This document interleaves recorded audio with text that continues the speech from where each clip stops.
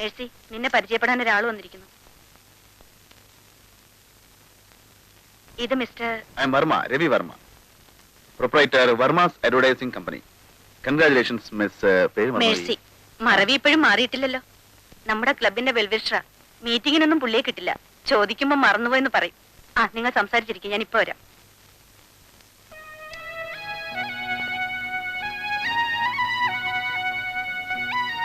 ഇനി ഈ പേര് ഞാൻ മറക്കില്ല, ഈ രൂപവും.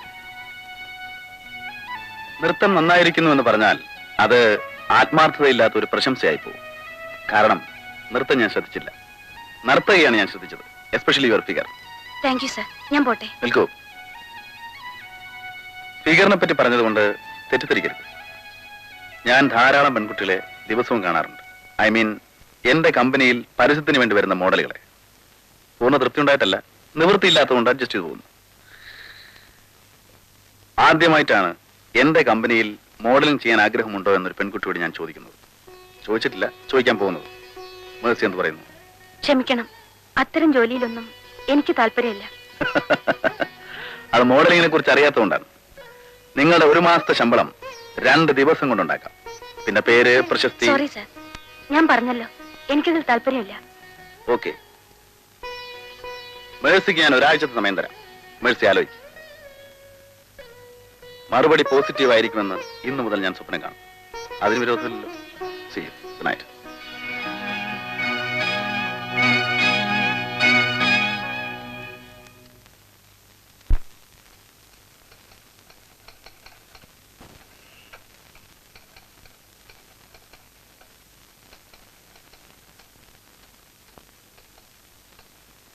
ഒരാള് കാണാൻ വന്നിരിക്കുന്നു. ആരാ? ആരാന്നറിയില്ല.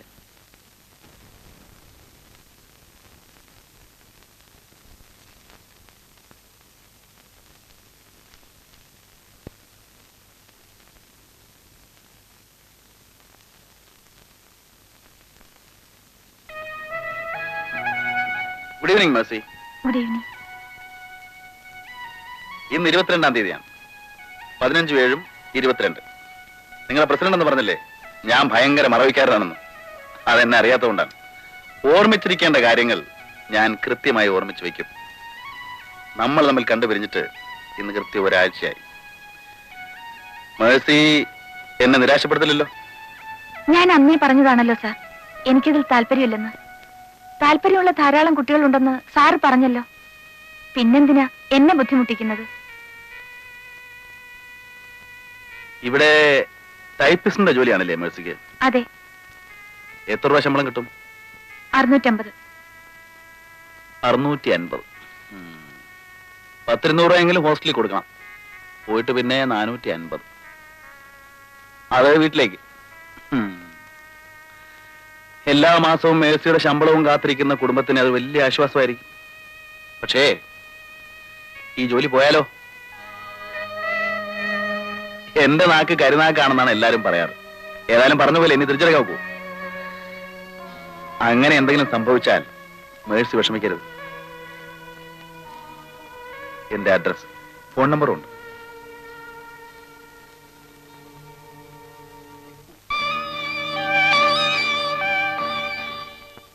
എന്തിനാ നിന്നെ ജോലിന്ന് പറഞ്ഞു വിട്ടത്? എനിക്കൊന്നും അറിയില്ല സുമേ. വൈകുന്നേരം മാനേജർ വിളിച്ച് ഈ ലെറ്റർ തന്നിട്ട് പറഞ്ഞു, നാളെ മുതൽ ജോലിക്ക് വരണ്ടെന്ന്.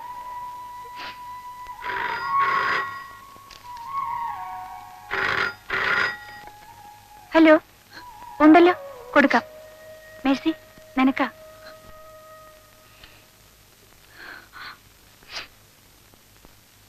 ഹലോ. സന്തോഷം കൊണ്ട് ചിരിക്കുന്നതല്ല കേട്ടോ. വിവരം അറിഞ്ഞപ്പോ സത്യത്തിൽ എനിക്ക് വിഷമം തോന്നി. എന്റെ കരുനാക്കിന് ഒരു രക്തസാക്ഷി കൂടി. ഐ എം സോറി കേട്ടോ. പുതിയൊരു ജർമ്മൻ ക്യാമറയും സൂം ലെൻസും ഇന്ന് വൈകിട്ട് ഞാൻ വാങ്ങി. ഐശ്വര്യമുള്ള ആരുടെയെങ്കിലും പടമെടുത്ത് വേണം അത് ഉദ്ഘാടനം ചെയ്യാൻ. മേഴ്സി എന്താ ഒന്നും മിണ്ടാത്തത്?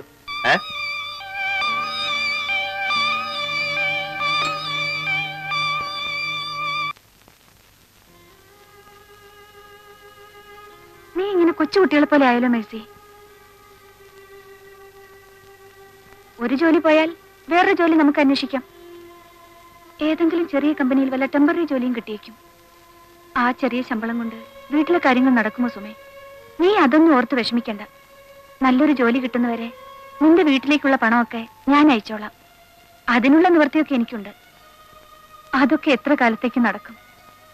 സുഖമില്ലാതെ കിടക്കുന്ന അച്ഛൻ, പഠിച്ചുകൊണ്ടിരിക്കുന്ന 2 സഹോദരങ്ങൾ, എന്റെ വരുമാനം കൂടി ഇല്ലെങ്കിൽ ഞാൻ ആലോചിക്കുകയായിരുന്നു, അവിടെ പോയി എല്ലാവരും കൂടി പട്ടിണി കിടക്കുന്നതിനേക്കാൾ ഭേദമല്ലേ modelling.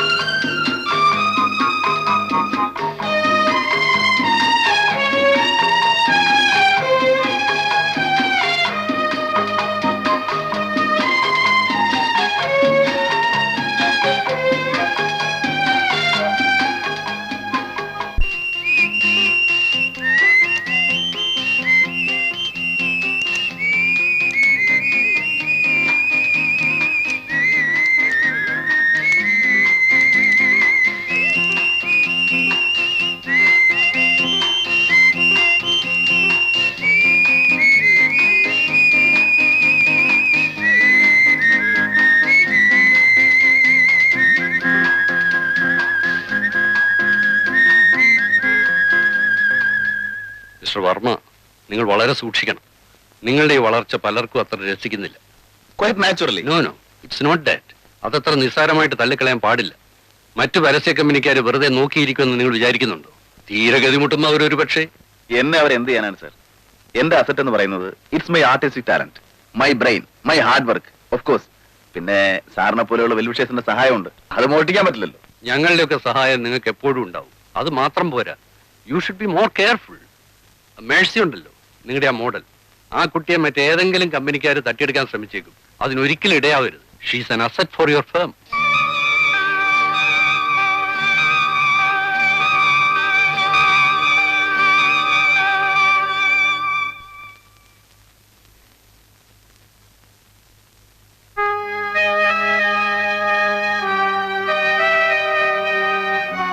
She's an asset for your firm. അവൾ കൈവിട്ടു പോകാതെ സൂക്ഷിക്കണം.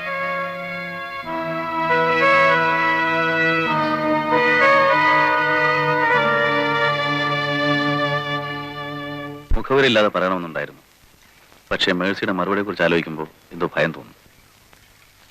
ഞാൻ ആലോചിക്കുകയായിരുന്നു, ആവശ്യത്തിലേറെ പണവും അതിലേറെ ലോകപരിചയമുള്ള എനിക്ക് മേഴ്സിയുടെ മുഖത്ത് നോക്കി ഞാൻ നിന്നെ സ്നേഹിക്കുന്നു, വിവാഹം കഴിക്കാൻ ആഗ്രഹിക്കുന്നു എന്ന് പറയാൻ എന്താണ് ഇത്ര ഭയമെന്ന്? എന്നെക്കുറിച്ച് കുറേയൊക്കെ മേഴ്സിക്ക് അറിയാമല്ലോ. കഴിഞ്ഞ കാലം അതൊരു വല്ലാത്ത ജീവിതമായിരുന്നു. കുടുംബം, അതേക്കുറിച്ച് സ്വപ്നമെങ്കിലും കാണാൻ തുടങ്ങിയത് മേഴ്സി കണ്ടുമുട്ടിയതിന് ശേഷമാണ്. ആലോചനകളൊക്കെ പ്രോപ്പർ ചാനലിൽ കൂടെ വേണമെന്നുണ്ടായിരുന്നു. പക്ഷേ എനിക്കാരുമില്ല മേഴ്സി. ആ വലിയ വീട്ടിൽ ഞാനും നിന്നെക്കുറിച്ചുള്ള കുറേ സ്വപ്നങ്ങളും മാത്രം. മേഴ്സി ആലോചിച്ച് മറുപടി പറഞ്ഞാൽ മതി. ഇഷ്ടമുള്ളത്ര സമയം എടുത്തോളൂ. വേണ്ട എന്നാണ് മറുപടിയെങ്കിലും എന്നെ വിട്ടു പോകരുത്. ദൂരെ നിന്നെങ്കിലും എനിക്ക് മേഴ്സിയെ കാണാമില്ല.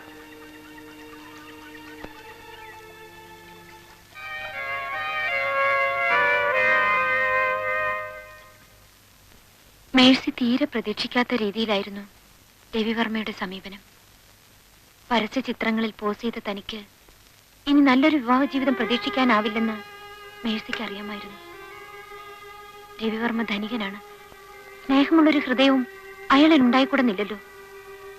താൻ ഈ വിവാഹത്തിന് സമ്മതിച്ചാൽ പാവങ്ങളായ തന്റെ വീട്ടുകാരെങ്കിലും അതുകൊണ്ട് രക്ഷപ്പെടും.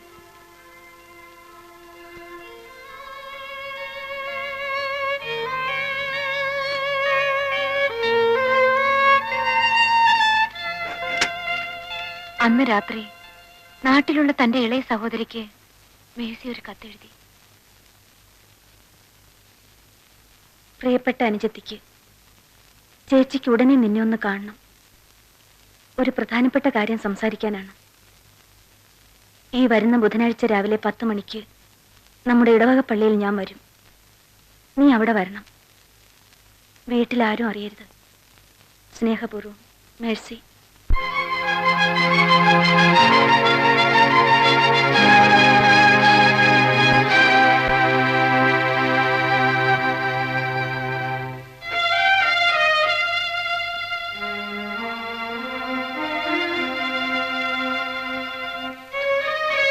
അപ്പച്ചൻ ഇപ്പോഴിതറിയണ്ട. നമ്മുടെയൊക്കെ ഭാഗ്യം കൊണ്ടായിരിക്കും ഒരു പക്ഷേ രവിസാറിന് ഇങ്ങനെയൊക്കെ തോന്നിയത്. എന്നാലും രജിസ്റ്റർ കച്ചേരിയിൽ വെച്ച് അതും ഒരു അന്യജാതിക്കാരനെ വേണ്ട. നീ ഇപ്പോഴിത് ആരോടും പറയണ്ട.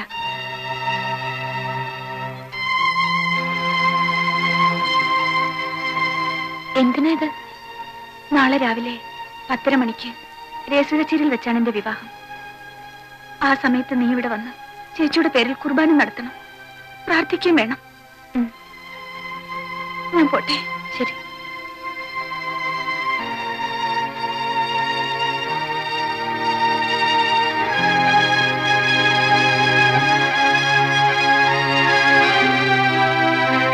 ഒരാഴ്ച കാലം അവരുടെ മധുവിധുവായിരുന്നു. വിവാഹ ജീവിതത്തിലെ സുഖവും സംതൃപ്തിയും മേഴ്സി അനുഭവിച്ചത് ആ 7 ദിവസങ്ങളിൽ മാത്രമായിരുന്നു.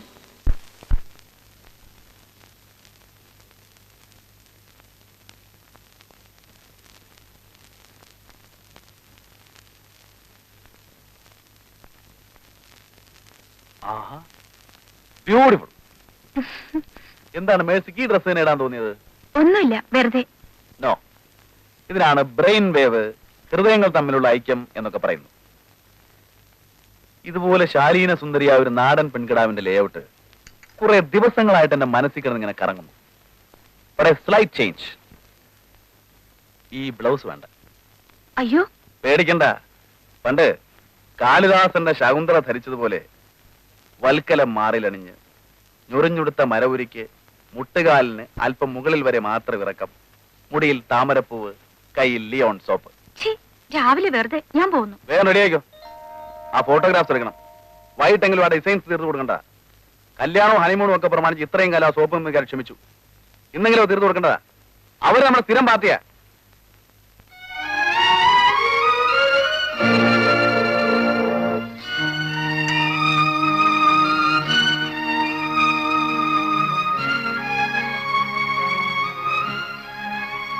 രവിയേട്ടാ, കല്യാണം കഴിഞ്ഞാലെങ്കിലും ഇതിനൊരു മോചനം കിട്ടുമെന്നാ ഞാൻ ഓർത്തത്. എനിക്ക് മടുത്തു രവിയേട്ടാ. അതുമല്ല, ആൾക്കാരെന്ത് പറയും? ഇനി ഇങ്ങനെ മോഡലിംഗ് എന്നൊക്കെ പറഞ്ഞ്. ഏത് ആൾക്കാർ? ആൾക്കാർ പറയുന്നെന്നും പറഞ്ഞ് ഡിസൈനറും മോഡലും കൂടെ ഇവിടെ ഇങ്ങനെ കെട്ടിപ്പിടിച്ചിരുന്നാലേ നമ്മുടെ ആഫീസ് പൂട്ടും. ഇത്രയും കാലം അത് എന്റെ മാത്രമായിരുന്നു. ഇനിയിപ്പോ നിന്റെ കൂടെ. അത് ഓർമ്മ വേണം. പോയി ഡ്രസ് ചെല്ലേ.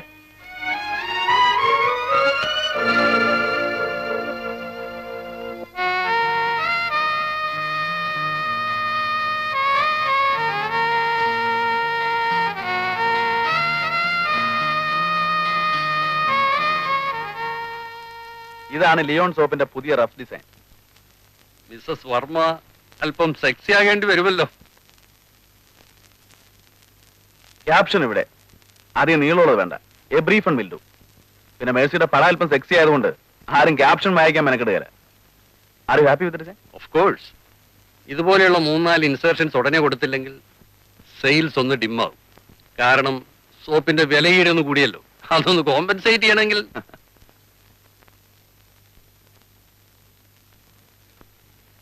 ഞങ്ങൾക്കൊക്കെ ആദ്യം വലിയ പേടിയുണ്ടായിരുന്നു. കല്യാണം കഴിഞ്ഞാൽ പിന്നെ വർമ്മയുടെ മിസ്സസ് ഇതിനൊക്കെ സമ്മതിക്കുമെന്ന്. Now we are really very happy. നിങ്ങളാണ് യഥാർത്ഥ കലാകാരൻ. Thank you sir. ബസ് റെഡിയായോ?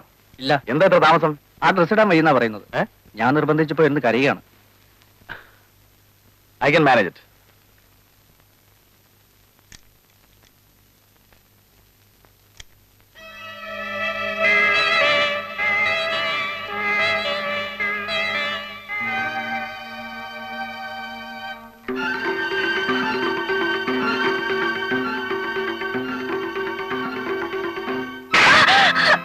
എന്ന് തുടങ്ങി നിനക്ക് സദാചാര ബോധം?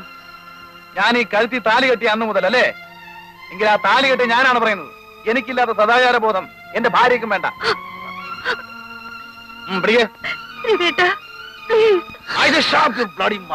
ഒരാഴ്ച മുമ്പായിരുന്നെങ്കിൽ തുണിയില്ലാതെ ക്യാമറയുടെ മുമ്പിൽ നിൽക്കാൻ പറഞ്ഞാലും നീ ചെയ്യുമായിരുന്നു അല്ലേ? എനിക്കറിയാവടി, ഇപ്പൊ നീ മുതലാളിയുടെ ഭാര്യയല്ലേ? അതിന്റെ അഹങ്കാരം വരടി. മിസ്റ്റർ വർമ്മ,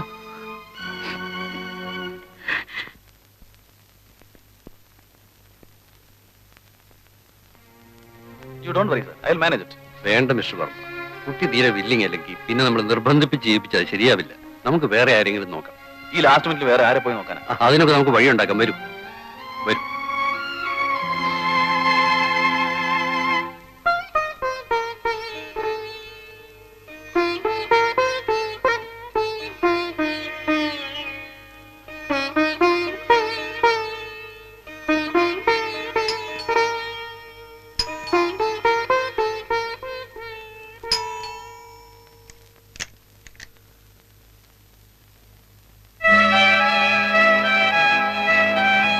രവിവർമ്മ തമ്പുരാന്റെ ഭാര്യ മേഴ്സിഭായ് തമ്പുരാട്ടി, സദാചാരബോധത്തിന്റെ കാവൽ പടയാളി. നിന്റെ സദാചാരത്തിന്റെ കഥയൊക്കെ കുറെയൊക്കെ എനിക്കും അറിയാമടി. നിന്റെ പഴയ കുറ്റിക്കാരുടെ കണക്കൊക്കെ വേണമെന്ന് ഞാൻ എണ്ണി പറയാം. പറയണോ? എന്റെ ക്യാമറയുടെ മുമ്പില് അരച്ചാൻ തുണി കൊടുത്ത് അഴിഞ്ഞാടിയ നിന്നെ വിവാഹം ചെയ്താണ് ഞാൻ എന്റെ ജീവിതത്തിൽ ചെയ്ത ഏറ്റവും വലിയ അബദ്ധം. പക്ഷെ നീ ഒന്നോർത്തോ, പറ്റിയ അബദ്ധം സമയം പോലെ തിരുത്താനും ഈ രവിവർമ്മയ്ക്ക് കഴിയുമെന്ന്. മനസ്സിലായോ നിനക്ക്? ഇത് നീ അധികകാലം ഇവിടെ രാജകുമാരിയെ പോലെ വാഴാമെന്ന് കരുതണ്ട.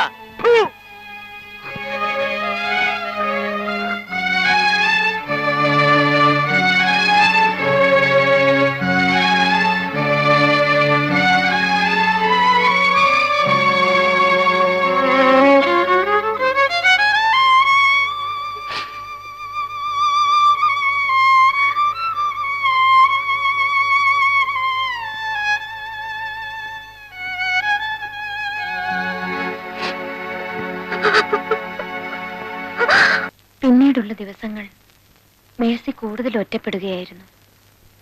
ആ വലിയ ബംഗ്ലാവിന്റെ കനത്ത ചുവരുകൾക്കുള്ളിൽ മേഴ്സി തന്റെ ദുഃഖങ്ങൾ ഒതുക്കാൻ ശ്രമിക്കുമ്പോൾ രവിവർമ്മയുടെ താളം തെറ്റിയ ജീവിതത്തിലേക്ക് പുതിയ പുതിയ പെൺകുട്ടികൾ കടന്നു വരികയായിരുന്നു.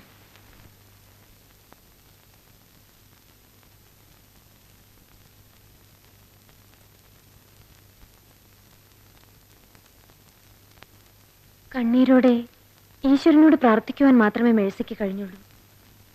1-2 മാസങ്ങൾ കഴിഞ്ഞു.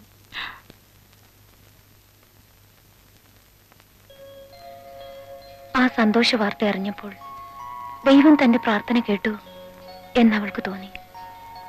താനൊരമ്മയാകാൻ പോകുന്നു. ഇതറിഞ്ഞാൽ തീർച്ചയായും രവിയേട്ടന്റെ മനസ്സ് മാറും. രവിയെ അത് അറിയിക്കാൻ അവൾക്ക് തിടുക്കമായി.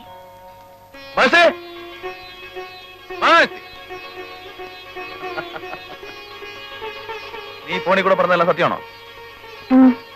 എന്റെ മേഴ്സി ഒരു കുഞ്ഞിന്റെ അമ്മയാകാൻ പോകുന്നു. ഈ വീട്ടിലൊരു കുഞ്ഞ് ജനിക്കാൻ പോകുന്നു. എന്റെ എല്ലാ സ്വത്തുക്കൾക്കും ഒരു അവകാശം ഉണ്ടാകാൻ പോകുന്നു. വണ്ടർഫുൾ. നമ്മുടെ രണ്ടുപേരുടെയും ജീവിതത്തിലെ മറക്കാനാവാത്തൊരു ദിവസമാണ്. Unforgettable day. എത്ര ദിവസം കൂടിയാണ് രവിയേട്ടനൊന്ന് ചിരിച്ചു കാണുന്നത്. ഞാൻ എത്ര പ്രാർത്ഥിച്ചു. ആ സന്തോഷത്തിനിടയ്ക്ക് ഒരു പ്രധാന കാര്യം ചോദിക്കാൻ മറന്നു. ആരാ കൊച്ചിന്റെ തന്ത? മനസ്സിലായില്ലേ? നിന്റെ വയറ്റിൽ വളരുന്ന കുഞ്ഞിന്റെ തന്ത ആരാണെന്ന്? പ്ലീസ്, അവരൊന്നും വേണ്ട. നീ ഒരു വലിയ നടിയാണെന്നൊക്കെ എനിക്കറിയാം. ഇത്രയൊക്കെ പറയാമെങ്കിൽ അതും കൂടെ പറഞ്ഞാൽ എന്താ? ഒന്നിനും വേണ്ടിയിട്ടല്ല, ജസ്റ്റ് ഫോർ ആൻ ഇൻഫർമേഷൻ സൈ. അറിയാൻ വയ്യെങ്കിൽ അതും പറയണം. രവിയേട്ടാ, എന്തൊക്കെയാ പറയുന്നത്? എനിക്കാകെ പേടിയാവുന്നു. കണ്ണീരും സെന്റിമെന്റ്സും ഒന്നും വേണ്ട. ഏതായാലും നമ്മൾ തമ്മിലുള്ള ബന്ധം ഇന്ന് അവസാനിക്കാൻ. ആ സ്ഥിതിക്ക് നല്ല സുഹൃത്തുക്കളെ പോലെ നമുക്ക് പിരിയാം. പിന്നെ കുറെ കാലം നമ്മൾ ഭാര്യ ഭർത്താക്കന്മാരായിട്ട് ജീവിച്ചതാണല്ലോ. ആ അവകാശം വെച്ചുകൊണ്ട് ചോദിച്ചോളൂ, ഞാൻ എന്ത് തരണം? വലിയ തുകയൊന്നും ചോദിച്ചു കളയരുത്. 2-3 മാസമേ നമ്മൾ ഭാര്യ ഭർത്താക്കന്മാരായിട്ട് ജീവിച്ചിട്ടുള്ളൂ. അതുകൊണ്ട് റീസണബിൾ ആയിട്ടുള്ള റേറ്റ് പറയാം. ആലോചിക്കാൻ സമയം വേണം അല്ലേ? 1/2 മണിക്കൂർ കഴിഞ്ഞ് ഞാൻ വരാം. അപ്പോഴെന്തെങ്കിലും തീരുമാനിച്ചിരിക്കണം. ആ, പിന്നൊരു കാര്യം, പറഞ്ഞ തുക ഞാൻ തന്നു കഴിഞ്ഞാൽ ആ നിമിഷം ഈ വീട്ടിൽ നിന്ന് ഇറങ്ങിക്കൊള്ളണം. ഓക്കെ?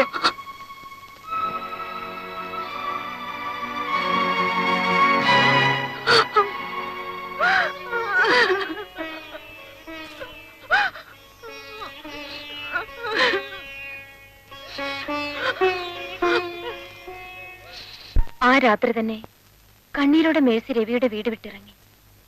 അതേ നഗരത്തിൽ തന്നെയുള്ള ഒരു കൂട്ടുകാരി ഗർഭിണിയായി അവൾക്ക് അഭയം നൽകി. തന്റെ രവിയേട്ടന്റെ മനസ്സ് എന്തെങ്കിലും മാറുമെന്ന പ്രതീക്ഷയിൽ മേഴ്സി ഓരോ ദിവസവും തള്ളി നീക്കി. ഇതിനിടെ രവിവർമ്മ വിവാഹമോചനത്തിന് കേസ് കൊടുത്തിരുന്നു. മേഴ്സിക്ക് മറ്റു പലരുമായി അവിഹിത ബന്ധമുണ്ടെന്നും അവളുടെ ഗർഭത്തിലുള്ള കുഞ്ഞ് തന്റേതല്ലെന്നും കോടതിയിൽ വാദിച്ചു. രവിയെ കുറ്റപ്പെടുത്തിയ ഒരു അക്ഷരം പോലും മേഴ്സി കോടതിയിൽ പറഞ്ഞില്ല. വിവാഹമോചനം അനുവദിച്ചെങ്കിലും കോടതി മേഴ്സിയോട് കരുണ കാണിച്ചു. ജനിക്കാൻ പോകുന്ന കുഞ്ഞിനും മറ്റൊരു ജോലി കിട്ടും വരെ മേഴ്സിക്കും രവിവർമ്മ ചെലവിന് കൊടുക്കണമെന്ന് വിധിയുണ്ടായി. രവിവർമ്മയ്ക്കും മേഴ്സിക്കും വിവാഹ ജീവിതം തുടരുന്നതിൽ താല്പര്യമില്ലെന്ന് ഈ കോടതിക്ക് ഉത്തമ ബോധ്യം വന്നിരിക്കുന്നതിനാൽ വിവാഹമോചനം അനുവദിച്ചുകൊള്ളുന്നു.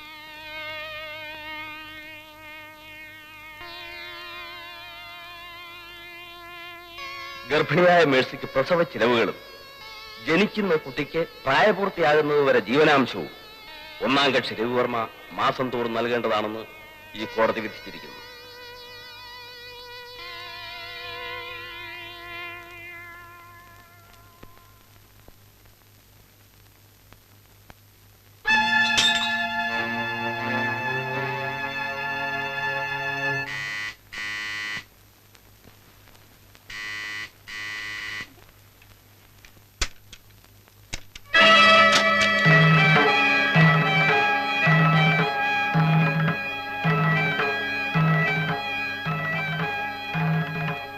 എന്നെ തീരെ പ്രതീക്ഷിച്ചില്ല അല്ലേ? ചെലവിനുള്ള പണം മാസം തോറും തരിക എന്ന് പറഞ്ഞാൽ അതെനിക്ക് ബുദ്ധിമുട്ടുള്ള കാര്യം.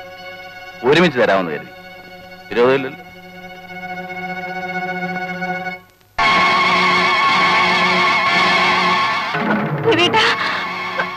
എന്നെ ഒന്നും ചെയ്യരുത്.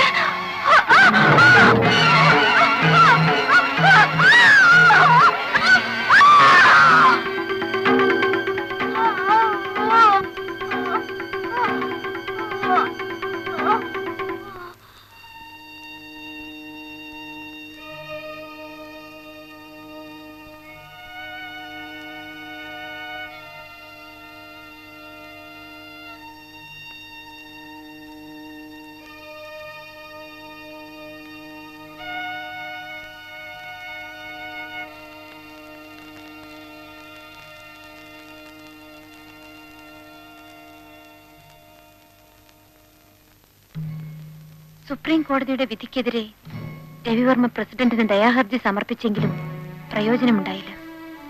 നിസ്സഹായ ഒരു സ്ത്രീയെ, അതും ഗർഭിണിയായ സ്വന്തം ഭാര്യയെ ക്രൂരമായി കൊലപ്പെടുത്തിയ പ്രതി യാതൊരു ദയയും അർഹിക്കുന്നില്ലെന്ന് പ്രസിഡന്റിന്റെ വിധിയുണ്ടായി. തൂക്കുമരവും രവിവർമ്മയും തമ്മിലുള്ള അകലം ഇനി കേവലം 10 ദിവസങ്ങൾ മാത്രം.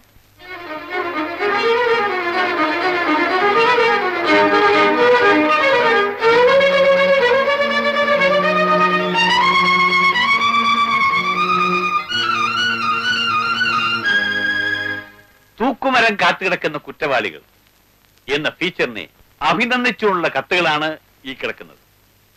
ഇതിൽ പലർക്കും ഇഷ്ടപ്പെട്ടത് രവിവർമ്മയുടെ കഥയാണ്. സത്യം പറഞ്ഞാൽ a very well written feature. Miss Sasikala വർഗീസിനെ നമ്മുടെ പത്രത്തിന്റെ പേരിൽ ഞാൻ അഭിനന്ദിക്കുന്നു. Thank you sir. ഇരിക്കൂ. ഒരു കാര്യം നിങ്ങൾ ഓർക്കണം, എല്ലാ ആഴ്ചയിലും നമ്മളിങ്ങനെ എഡിറ്റേഴ്സ് കോൺഫറൻസ് കൂടുന്നത് പരസ്പരം അഭിനന്ദിക്കാനും പുകഴ്ത്താനും വേണ്ടി മാത്രമല്ല. ശക്തമായ വിമർശനം വേണം. എങ്കിൽ മാത്രമേ നമ്മുടെ പത്രത്തിന്റെ നിലവാരം ഉയരുകയുള്ളൂ. ഈ കിടക്കുന്ന കത്തുകളിലെ അഭിനന്ദനങ്ങളും അഭിപ്രായങ്ങളും അതിന്റെ മുഖവിലേക്ക് സ്വീകരിക്കാൻ നമുക്ക് നിവൃത്തിയില്ല. പലരും അവരുടെ പേര് പത്രത്തിൽ അച്ചടിച്ച് കാണാൻ ആഗ്രഹിക്കുന്നവരാണ്. പക്ഷേ ഈ കത്ത് അങ്ങനെ അങ്ങ് തള്ളിക്കളയാൻ പറ്റുകയില്ല.